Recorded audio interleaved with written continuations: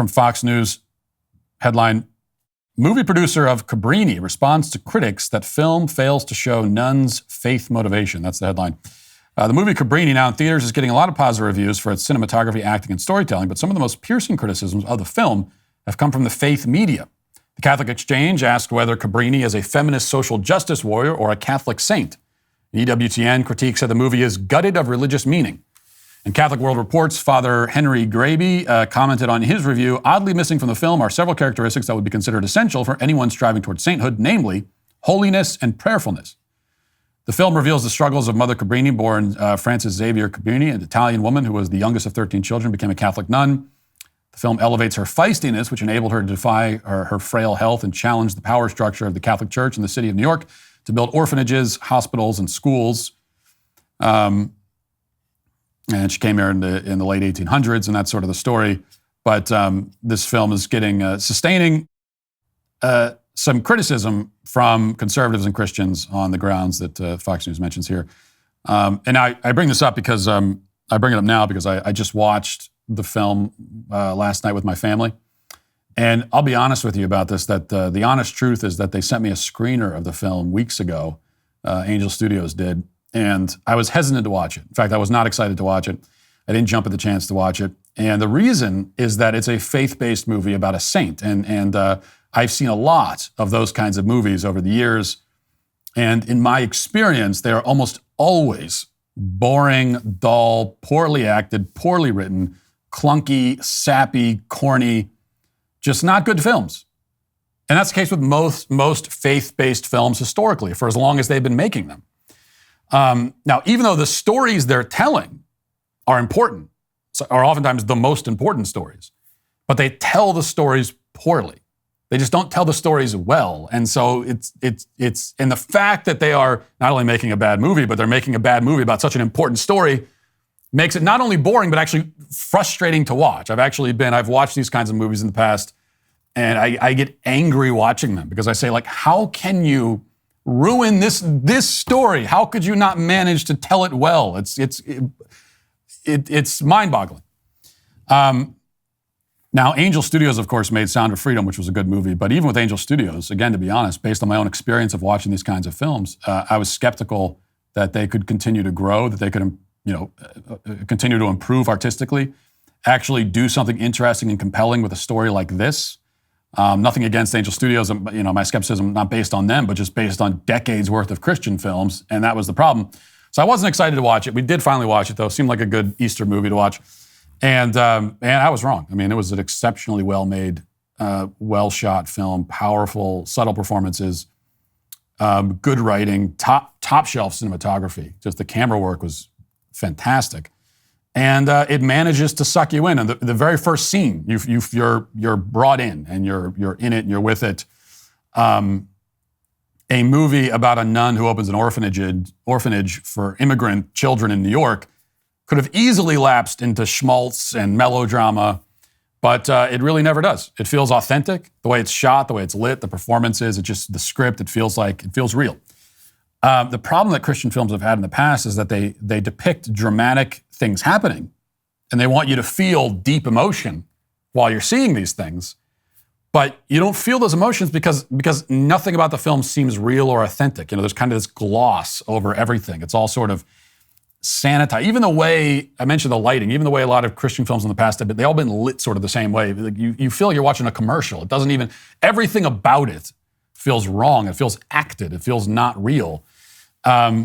So maybe, I've seen Christian films in the past, whatever, it's about a couple struggling with marriage, or someone struggling with their faith, or someone is dying of cancer, or whatever. And by all rights, you should be emotionally invested in that sort of thing, because it's like the story itself that's a dramatic story, But you aren't, because the writing is sort of bland and one-dimensional, and the performances lack the nuance to make them feel real, and all of that. But with this film, you're supposed to feel like these Italian immigrants are in a desperate situation, and you do as you watch it. You're supposed to feel sad and frustrated when Cabrini suffers setbacks throughout the story, and you do feel it. You're supposed to feel like the pain and triumph and everything on the screen, and you feel all that as you watch it. It's just a good film. It's what good films do. And this is just talking about the artistry of the film. not even the message, but on artistic grounds alone, I think Angel Studios, with this movie, again, Sound of Freedom was good, but I think with this movie in particular, they've announced themselves as serious, sophisticated players in the film industry, and I'm really excited about that. And that, using the word sophisticated, it's hard to use that word without sounding, pretentious or something. But that's just it. I mean, a lot of conservative Christian type films, if you were to sum up what they lack, is they lack sophistication. These are not sophisticated artists, or really artists at all. But this has it. It's a sophisticated film. Well, we all want our kids to be prepared for the future and for them to have the skills and knowledge to seize the opportunities before them. Their education is a key component of that preparation.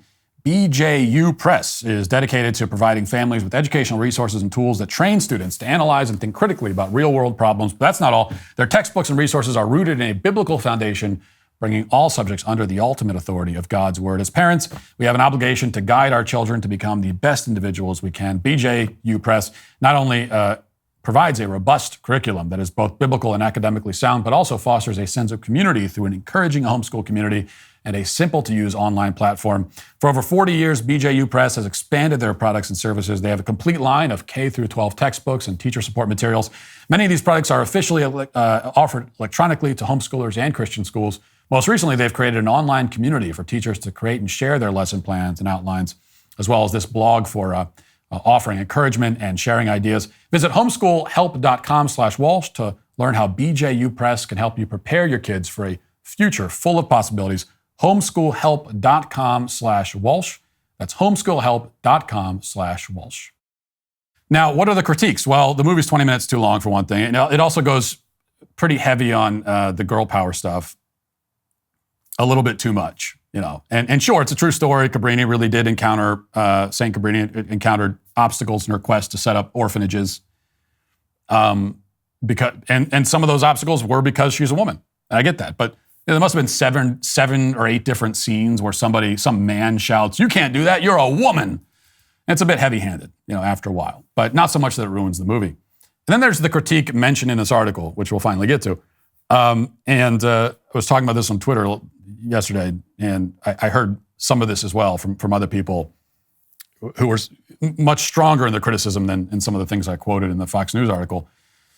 But the criticism is that it downplays the spiritual aspects of the story. That it downplays the religious themes, even though this is a story of a saint. And it's a fair critique, and there's truth to it. Now, religion is front and center in the whole movie because basically every frame of the movie, the religion is front and center because it's a movie about a Catholic nun. And there's several scenes where faith is discussed, scripture is quoted, and so on. But it's true that the film seems to explore Cabrini's personality and character more than it explores her faith. Now, these things are all interwoven. They aren't clearly distinguishable anyway. But there's some truth to that observation, is what I'm saying. Yet I still think it's foolhardy for Christians to dismiss the film entirely because of that, as some have done, from what I've seen. Because the fact is, this is a family-friendly movie about a heroic historical figure who's also a Catholic nun. Now, I say family-friendly, by the way. It's intense, so it might not be, you might not want to sit your 4-year-old down to watch it, but it's still, I think, very much a family film. And not only are the religious people in the film not portrayed as oafish villains, as they would be in any mainstream Hollywood film, but they're the heroes of the movie. And the most villainous creatures in the movie are politicians and bureaucrats. So, come on. And that on top of the fact that it is, again, a very well-made film, if that's not enough to see the movie as at least a net positive, then I don't know what to tell you. One thing you have to understand, and I think some conservatives and Christians struggle with this, but you have to understand that, filmmakers have to put the story first. Their first priority, if they're good filmmakers, is to tell a compelling story. That's the first thing that matters. Before anything else, the number one priority is to tell a compelling story. Everything else, the message, everything else is second. It has to be. It has to be, because that's what they're doing. They're telling us as storytellers that you have to tell the story. And that requires them to make artistic choices and to take some risks for the sake of the story. And the reason why Christian films were so god-awful for so many years is that filmmakers didn't put the story first. They didn't treasure the story and the craft and art of storytelling the way that they should. Instead, they just looked at the story as nothing but a vessel to deliver a message. And so you ended up with movies that were terrible stories, but they were, relatively sufficient sermons, and that's all they were. And they were flat, boring stories that were poorly told, but you had the message in there. The problem is that nobody, the message didn't really get to anybody. It didn't affect anybody deep down because it was wrapped inside an uninteresting story. And the problem is that when filmmakers try to go the other way and they actually put the story first, there are going to be some members of the audience, those who actually watched those bad Christian films and pretended to like them, because those films did have an audience. They were preaching to the choir, but they did have an audience.